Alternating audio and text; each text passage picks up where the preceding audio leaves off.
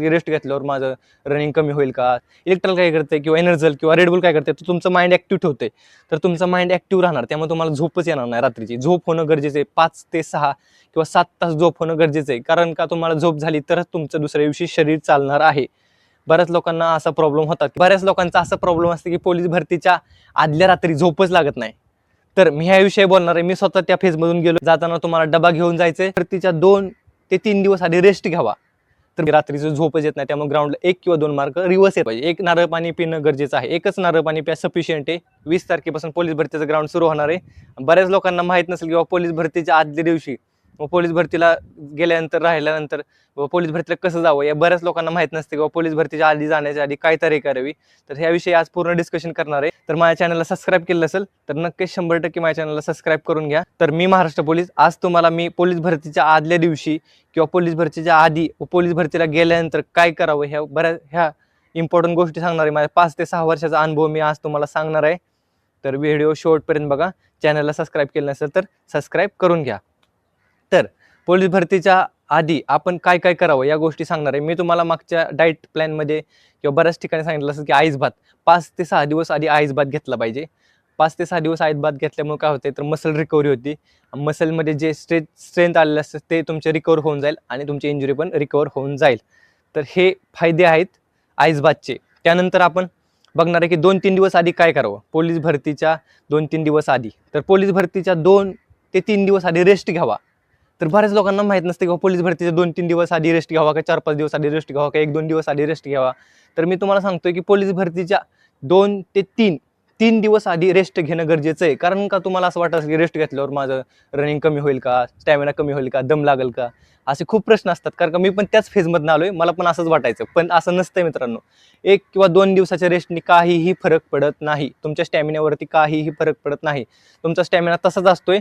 तुम्हाला तसंच तुमची रिकव्हरी होणार आहे.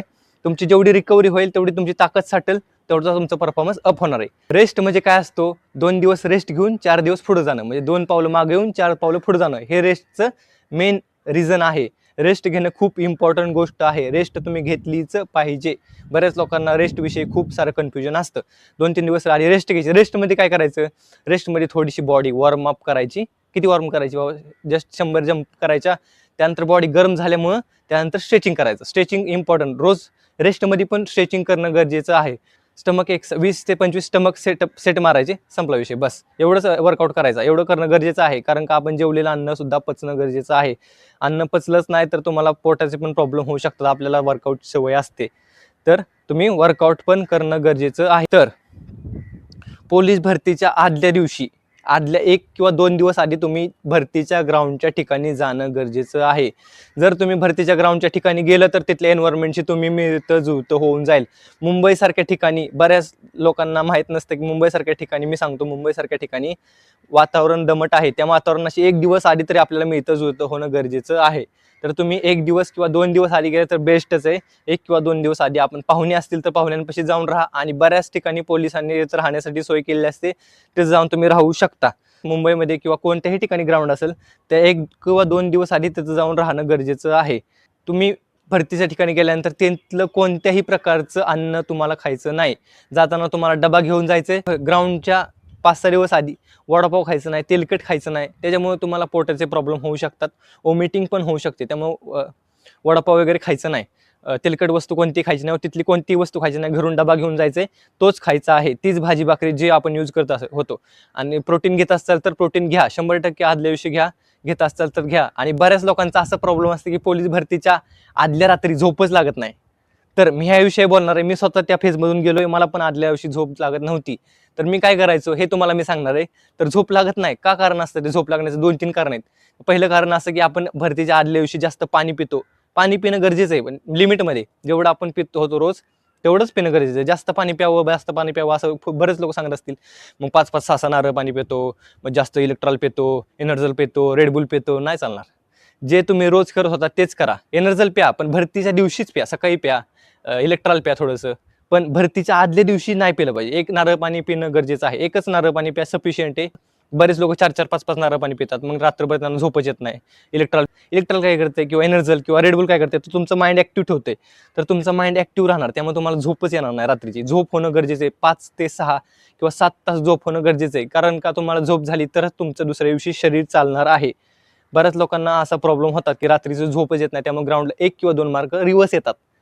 म्हणून माझं मग टायमिंग कसं काय कमी आलं, मी एवढं प्रॅक्टिस केलं होतं, असं नंतर प्रॉब्लेम होतो. त्यामुळे आधीच सावध राहायचं आणि तेलकट वगैरे खायचं नाही. झोप होणं गरजेचं आहे. शांत ठिकाणी झोपायचं. आदल्या दिवशी एकदाही मोबाईल बघायचा नाही. तुमचे जे नवीन प्रॉब्लेम अपडेट असतील तर तुम्ही एकदा चेक करून बघू शकता आणि नंतर लवकर झोपून जा. मोबाईल बघण्याने काय होते, तर तुमचा मेंदू पण ऍक्टिव्ह राहतोय. मेंदू ऍक्टिव्ह राहिल्यामुळे तुम्हाला झोप लागत नाही. त्यामुळे मोबाईल बघायचा नाही आदल्या दिवशी. आणि बऱ्याच लोकांना आदल्या दिवशी असे फ्रस्ट्रेशन असतं, टेन्शन असतं की बाबा काय होईल उद्या, माझं ग्राउंड बसलं का नाही, मला मार्क चांगली पडतील का नाही, बाबा ग्राउंडला आत घेतलंच का नाही, असेच बऱ्या प्रकारचे प्रश्न असतात. मी स्वतः त्या फेजमधनं गेलोय. तर ह्या प्रश्नांचं असं उत्तर आहे की तुम्ही आदल्या दिवशी कोणत्याही प्रकारचा ग्राउंडचा विचार करायचा नाही. तुमचं ठरलंय ना, प्रॅक्टिस तुम्ही केली ना, एवढं वर्ष तुम्ही प्रॅक्टिस केली ना, मग तुम्हाला काय गरज आहे विचार करण्याची. तर एकदाही विचार करायचा नाही. विचार काय करायचा, तुम्हाला जी गोष्ट आवडते त्या गोष्टीविषयी विचार करा. व तुम्हाला स्टडी करत असेल तर स्टडीला आठवा.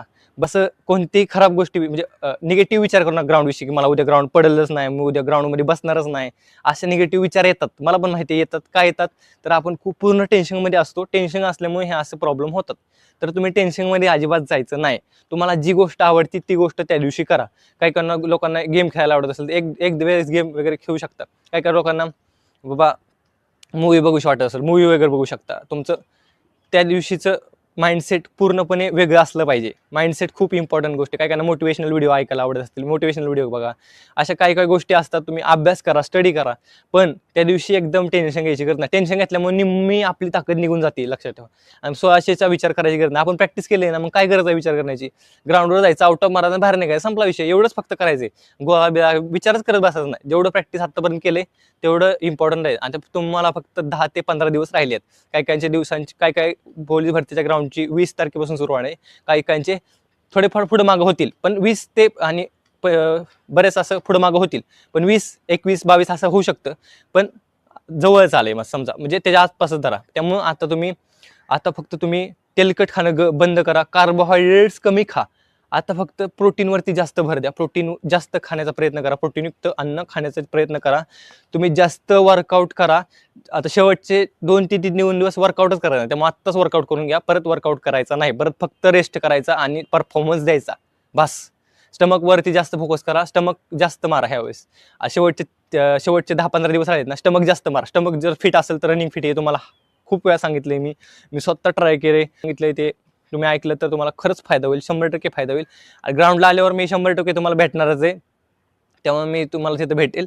तुमचे काय प्रश्न असतील, तुमचे कोणत्याही प्रकारचे प्रश्न असतील तर तुम्ही डिस्क्रिप्शनमध्ये मला प्रश्न विचारू शकता. त्याविषयी तुम्हाला 100% उत्तर भेटून जाईल. मी 100% तुम्हाला त्या प्रश्नाचे उत्तर देईल. तुम्हाला काही प्रॉब्लेम असेल इथं आल्यानंतर पण तुम्ही मला डिस्क्रिप्शनमध्ये विचारू शकता. तुम्हाला माहिती भेटून जाईल. आणि इंस्टाग्रामला पण विचारू शकता. तुम्हाला जी माहिती अवेलेबल होईल, जी नवीन अपडेट येईल ती तुम्हाला मी देत राहील. आणि माझ्या चॅनलला सबस्क्राईब केलं नसेल तर 100% सबस्क्राईब करून घ्या. या चॅनलवरती तुम्हाला नवीन अपडेट आणि चांगली माहिती भेटत राहील.